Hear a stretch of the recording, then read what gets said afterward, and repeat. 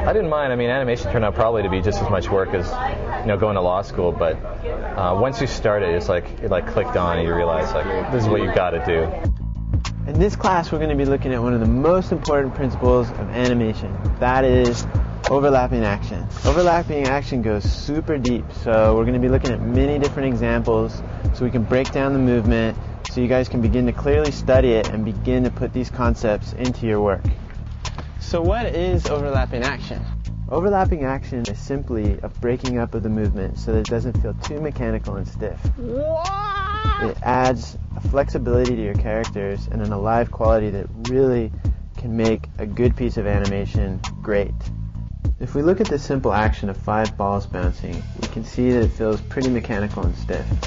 If we take the same action and offset each ball 1 frame successively down the row, you can see how this really adds a whole new quality to this animation. It's literally the same exact animation, we've just overlapped the motion slightly, and to me it's just added a whole new looseness and sense to life to the whole shot. This is standard. There's no overlapping action. It's all happening together at the same time. So, basically, when you look at this, there is no overlapping action, which is really difficult. Ouch. But what happens now is, woo! There's overlapping action.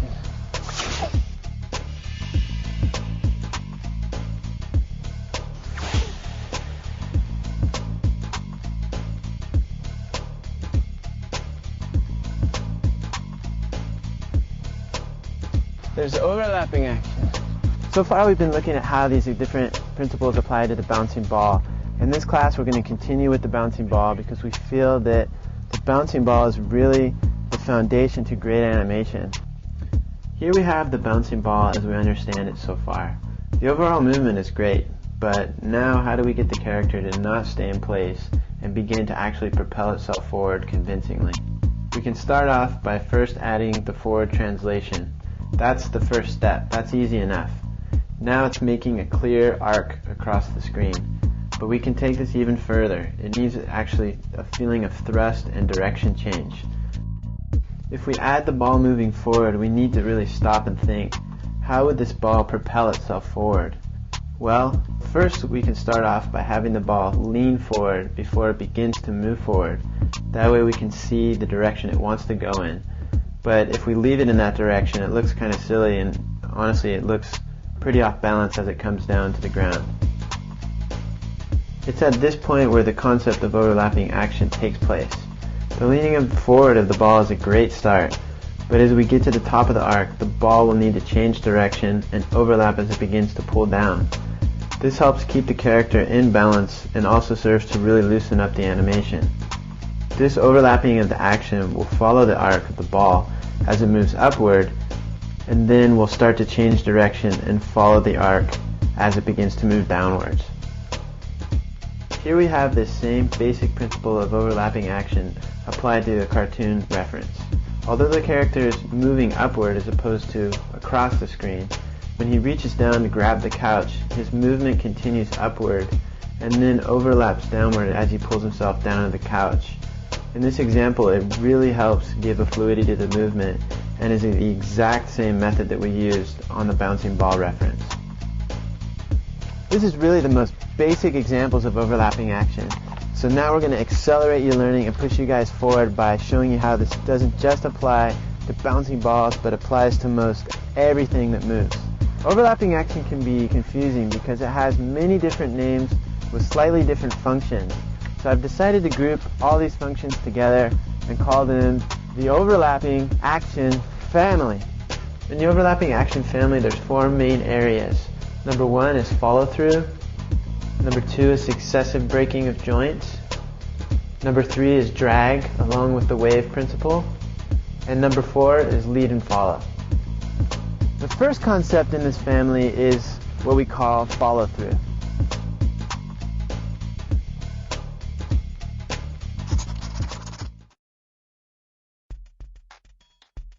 When an object stops that has something attached to it like a tail, the action of these objects generally want to continue forward, then come to a settle. This is what we call follow-through. It's a following through of the action. It really can make a good piece of animation great, and is generally applied to extremities, things like big floppy ears on an animal,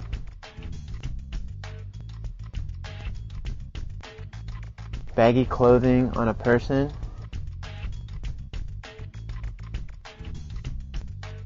hair when it stops, the tail of an animal, and so on. If you look closely, you can see that these extremities are motivated by external movement. So that means it's really motivated by the forces that are acting upon it, like weight, wind, gravity, etc. So someone jumps up, straight up, and then comes down and stops. When their body fully stops, the loose extremities like the hair and clothing continue to move. It continues to actually follow through the movement and adds a really nice looseness to a pretty otherwise simple action. Now let's look at this principle as applied to an animated object. Here we are looking at a simple block. This is the primary movement. This is the driving force of the movement, where the movement generates itself from. You could think of this movement as being the sphere of the bouncing ball, but really it is important to think of it as the driving force, like hips are to a human character. Now if we add an extremity like this pole, it would be pretty silly to keep it stiff like this. This is a really great opportunity to add follow-through. But how do we actually put this principle into our work? Well, it's important to go back in history and look at one of the basic laws of motion.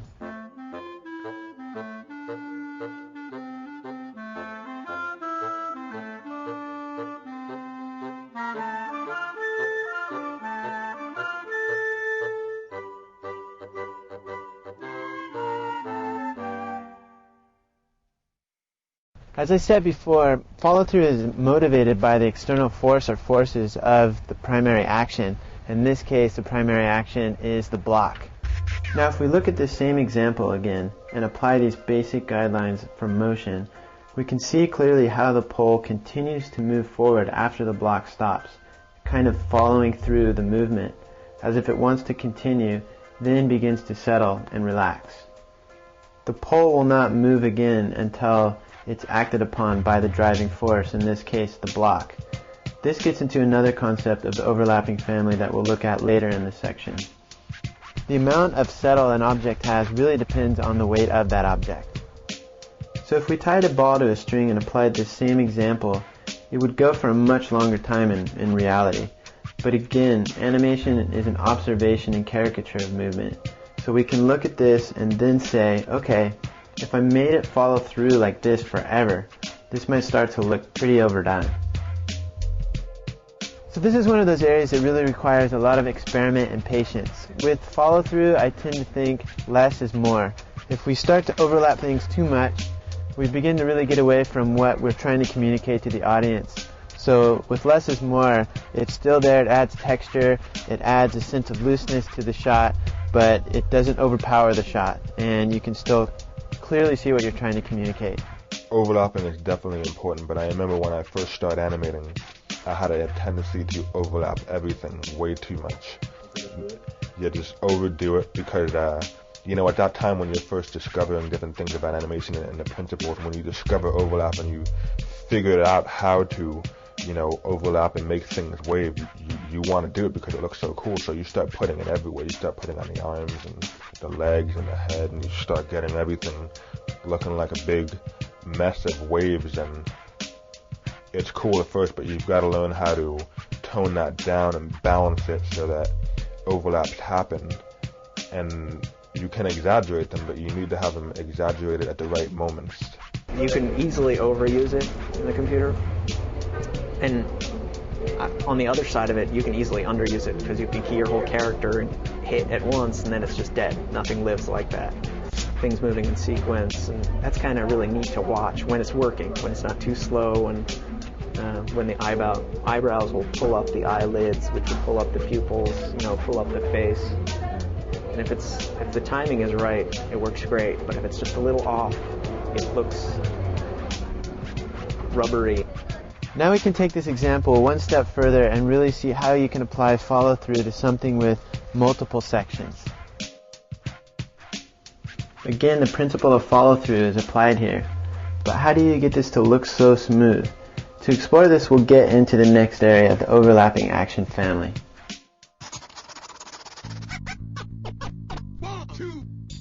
This is really a technique that helps us break down exactly how something is moving so we can apply that principle into our work. In this example, if you look at each section, you will see that one leads as the next section down follows through, and so on and so forth. This is successive breaking of each joint. This is what happens in life all around us, but it is one of the many observing things that being an animator gives to us. We begin to see things really and see how they move for the first time, and to actually have a way, we use these principles to break down and study movement, whether it's live action or animated reference. If you want to experiment with a simple overlapping action test, you can simply animate the follow-through of the top section that's connected to the base of the driving force. Once you have that pretty well locked down, you can copy that curve down to the next section below it and offset it by 1 or 2 frames. When you first do this, it's going to be a little wacky because it's probably going to be too much. So what you got to do is then go into the curve and kind of bring it down and kind of adjust it so that it feels a little better, a little more in tune with what's happening with the one above it. Once you have that and it's starting to work pretty good, then you can pretty much just copy that down to the sections below it and do the same technique where you offset it by 1 or 2 frames. So continue to do this down the chain and you will see how this creates a pretty simple example of successive breaking of joints. So now you're thinking, wow, this is easy. I just copy, paste down the chain. This is good to go, right? And actually it's not. For about 8 out of 10 examples, this just really doesn't work. It's kind of in just a rare, simple case like this, kind of from a side view, that this principle works by copying and pasting down the bones. So experiment with it and practice with it, but in the end, this kind of just something to kind of learn the basics of how this principle works in action. The time that this takes to get here, let's say that it takes 2 frames. There's a huge difference between taking this primary force 2 frames to taking 20 frames. Why? Because if this goes to here in only 2 frames, that's gonna affect how much overlap and how it overlaps for this pendulum. I would assume that in only 2 frames it would look something like this, and then it would be so much force and so much speed that right away the pendulum, it would almost be dragged so much, and then as soon as it hits here, it will go from here to here almost in 1 frame. I mean, you almost would miss this one. Why? Because in 2 frames, if this is the force and it's only taking 2 frames, that's gonna affect how fast the overlap of the pendulum is taking. But let's say that it's taking all these frames, we are almost not gonna have as much overlap. It's not gonna be as radical as this one. Maybe we'll have a smaller overlap, so the middle point almost cannot look something like that. Why? Because the timing of the primary force is definitely affecting the timing of the pendulum. So it's important to start dividing the timings of different things. You have timing of A, and that's always gonna affect to the timing of B. Timing and rhythm is extremely important. I think a lot of people on a computer tend to have very even timings because it's real easy to go in and set your keys on every 10th frame, every 5th frame. So that leads to a lot of very heavy syncopation. That happened a lot on the Troll because he would take 2 steps and then hammer. So a lot of times it would be 1, 2, 3. And one of the things I learned at Phil Tippett's studio is to break up the timing. And Phil was very percussive when he gave animation feedback. He would say, you're doing it like this, ba ba ba, when what you need to do is like this, ba da ba, like that. So I learned a lot from Phil in that respect, that breaking up the timing in an intelligent way is much more entertaining than just having these syncopated shots. Now, does it just stop, or does it slow in and out? If something just starts moving right away, the thing might just overlap instantly. But if something is slowing in, that slowing force is obviously going to affect the slowing of the pendulum, and it's very important to keep this in mind. You know what? I feel like I spend a crap load of my time on those parts, on those ease-ins, ease-outs, when I'm polishing a shot, just to find like that just right amount, you know, where it's not floaty and it's not too abrupt.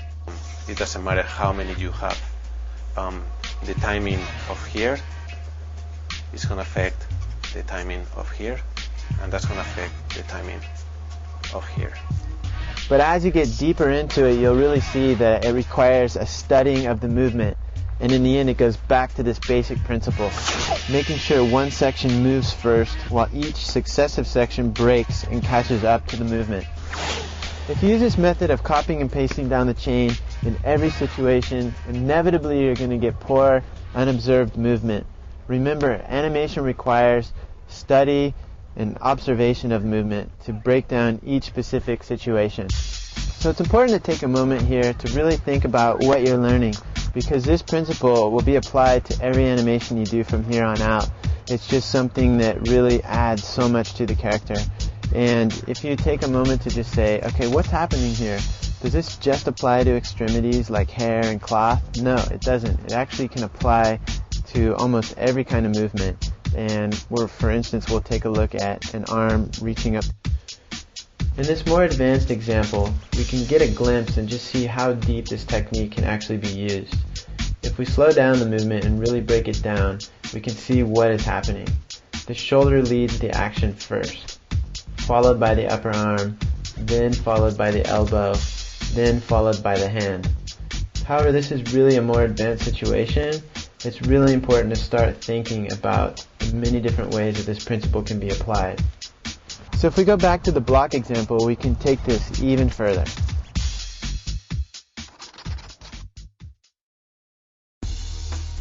Drag is yet another member of the overlapping action family.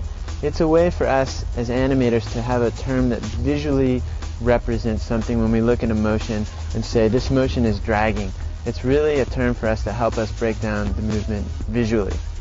So if we go back to this block example and have it start from a stop position, now add the pull, you can really clearly see how it actually drags as the block begins to move forward and then follows through the action on the other side. Now if we add in multiple sections, we see this principle of drag fully realized. Yes, the pull is successively breaking down each joint and following through on the other side as the block stops, but is also dragging as the block begins to start as well as when the block stops. One leads as the other drags behind, then catches up as the latter section begins to drag successively. That's really why I've called these a family, because each go hand in hand and complement each other. Just like successive breaking of joints, drag can be motivated by external and internal forces, but drag is a way for us to visually see what is happening, whereas successive breaking of joints is a way for us to see how it is moving.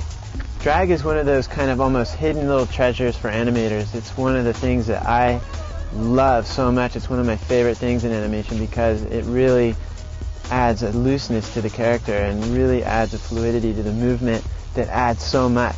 So from here on out, in you guys' critiques, we're going to be kind of pushing you now to kind of understand that. So take the time to really experiment and explore with these examples, because the sooner you grasp this stuff, the sooner, and actually the more fun you're going to have with your animation, because you'll actually go, okay, I'm not just moving things around anymore. I'm actually moving things and I'm understanding why and how I'm moving these things.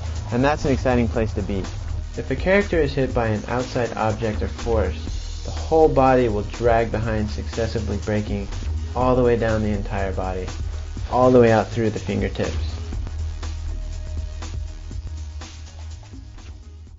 Wave action is another aspect of what we call successive breaking of joints. And you've probably already heard a little bit about successive breaking of joints, how one joint will pull another joint. For example, if I'm going to pick something up, maybe in a really subtle way, or if you want to exaggerate it a little bit, that movement could be led by my shoulder, and then the elbow, and then my forearm, and then my wrist, and that's called successive breaking of joints. You know, starting at the top, and that chain of events ripples through the body. Okay? Wave action is another way to think about kind of the same thing.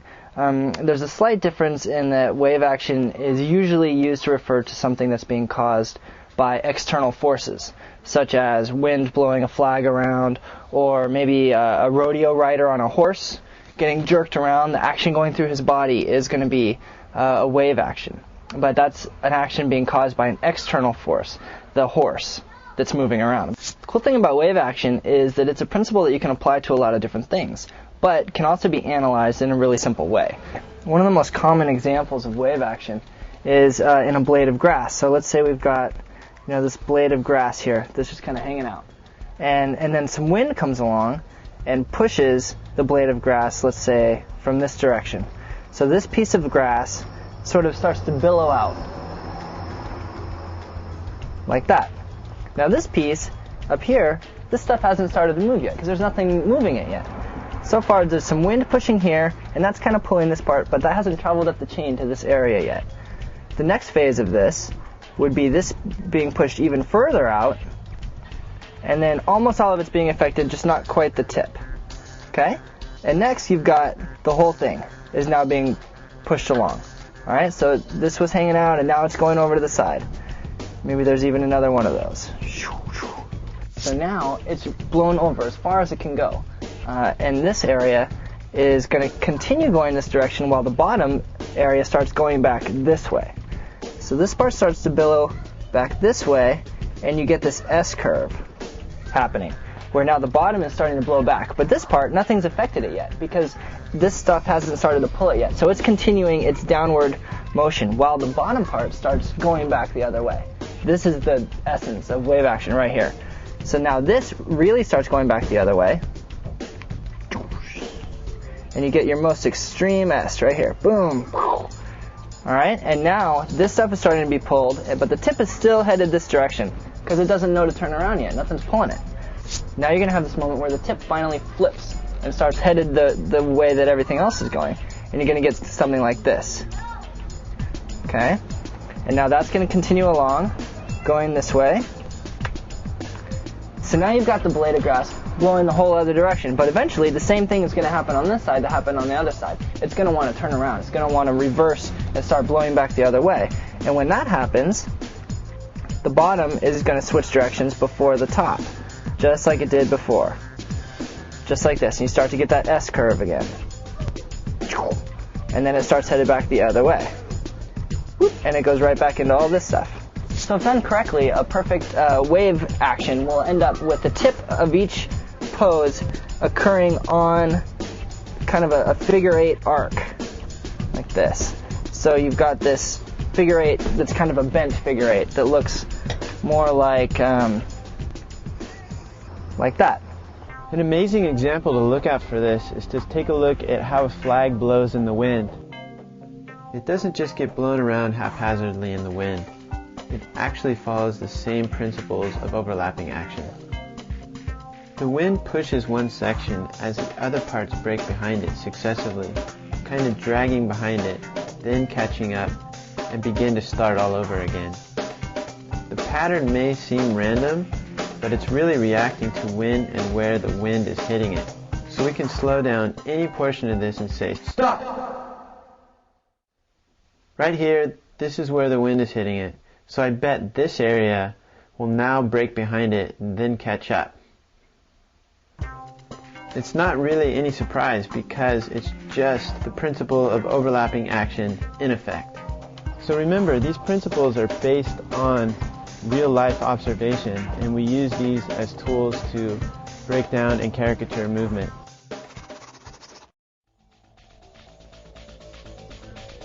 As you can probably tell by this name, it's just another term for us as animators that we have to break down the movement. We have all these different names, this overlapping action family of names. Each one is slightly different, expresses just a slightly different technique or different way to explain and express the movement. So from here on out, when you begin to look at something and you see that it's stiff, you'll really be able to see, okay, maybe I can add some overlapping here, whether it's in your work or in somebody else's work that you're observing. So take the time to study and enjoy it now. Our world is pulled down by gravity, which means whatever we animate has weight because we're trying to make it look like it's in the real world. Our real world has gravity.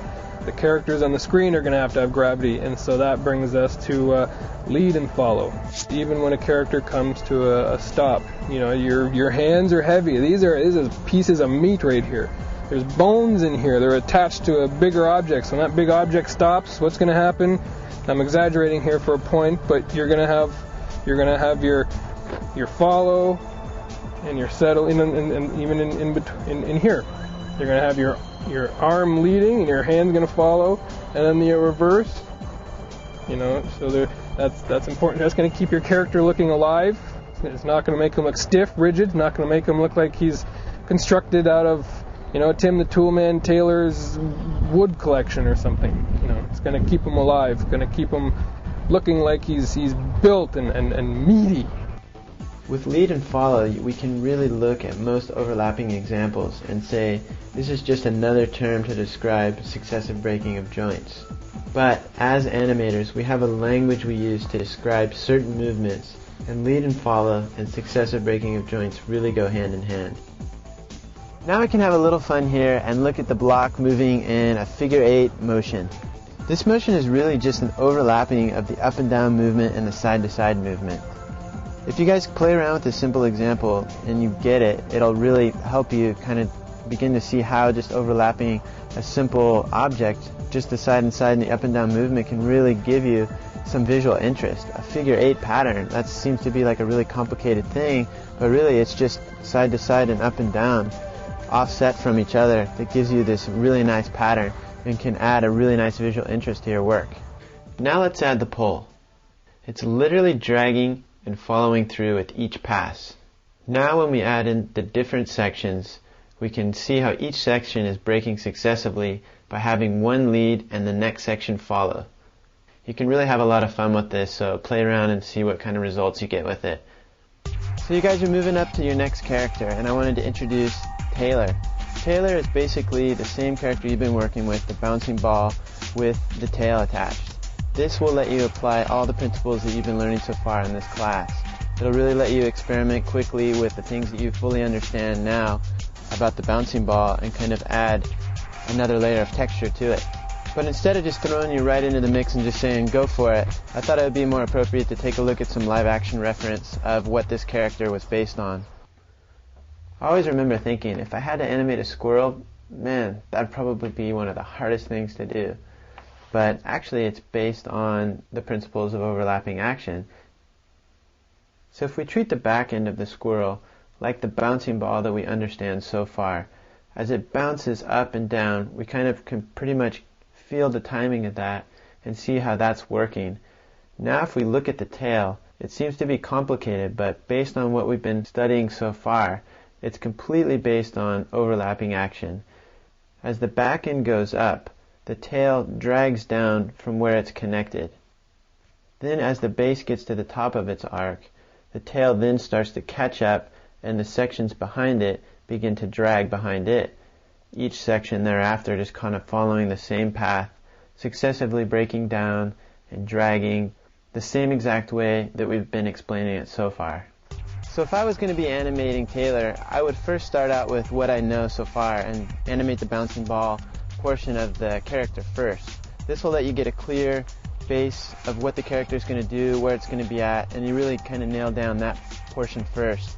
After I have the main body motion figured out and animated, then I would start with the main tail section that connects to the body first, kind of get that feeling right, and then from there experiment with the different methods, maybe copying down or doing straight ahead the next bone, and really experiment with this stuff because each person has their own individual taste on how they like to approach this kind of animation. A really good example to look at for this character is the Scrat from Ice Age. The animators over there did such a great job. They used the tail as an extremity, but they were also able to use the tail as a personality characteristic of the character, because remember, a tail is something that is attached to the character. So it's not necessarily just an extremity like cloth is. As I move my arm, the cloth will continue to follow through. A tail does that as well, but a character also, because it's a part of their body, they're in control of that appendage as well. So you can use that as an acting tool or something to accentuate an accent if you want to, or you can use it as a means of follow-through.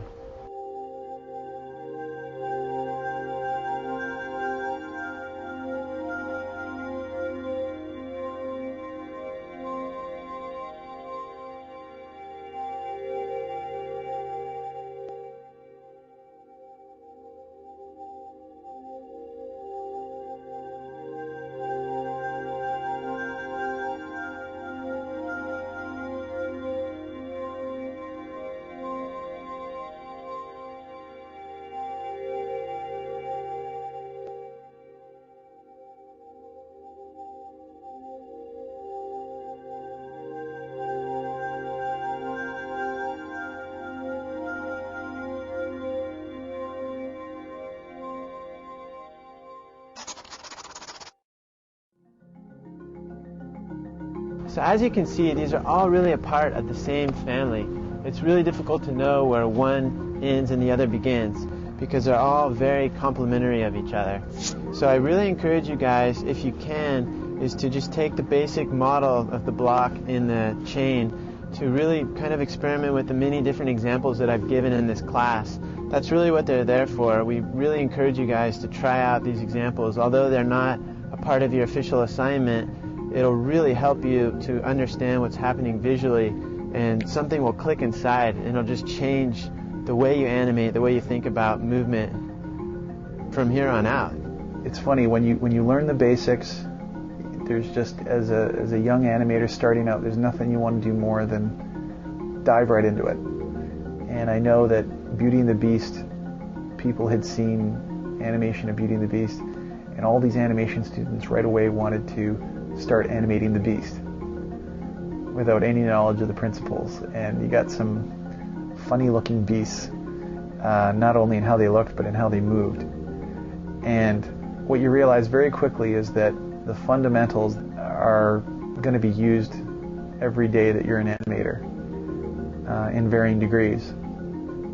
So at the time you think that a bouncing ball is very boring, but you realize that all of the essentials of overlap and lead and follow are there. If you can give him personality with no face and no body, and you can do that with just the animation, then you've accomplished your job and you're on your way to being a great animator. So I'll just give you a little tip right now. If you take the time to study and experiment with this principle right now, when you start getting into acting shots and action shots, you'll really be thanking yourself for taking the time it takes now to fully understand this, because once you get into full-on characters, it starts to get really complicated, and if you don't grasp it now, it's going to be that much more difficult for you when you do get to those types of characters. So take your time and explore. That's really what we hope you guys are doing at this stage, because really what you're learning is a whole new way of seeing life, to really begin to explore and really see how things are moving. So just take your time, be patient, and in time this will all start to make sense.